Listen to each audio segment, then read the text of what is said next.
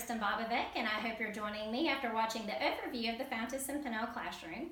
And now I would like to talk to you regarding the component of shared reading. Let's talk for a minute about where shared reading fits within the Fountas and Pinnell classroom design.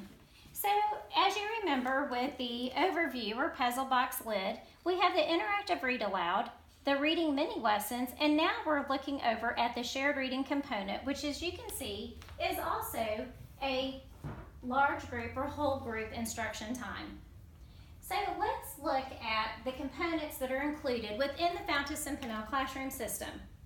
So they have provided for you big books, which include 200 titles spanning from pre-K through 3rd grade, as well as a big book and 6 small copies of each title. This is an example of one of those big book examples that they have provided for you in the system.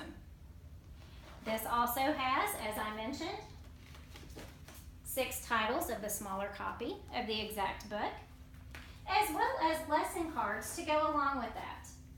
So let's take a look at a lesson card and see a lesson folder and look and see what is inside this folder.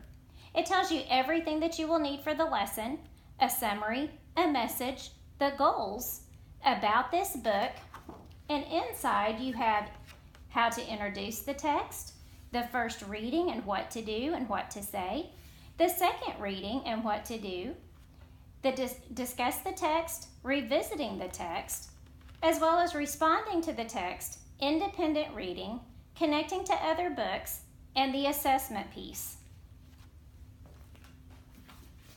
Also, within that, they provide for you in the literacy continuum. If you remember, this is a tool that is broken down by grade level. They break down for you looking at and selecting the text and all the different components within a shared reading experience for fiction and nonfiction text.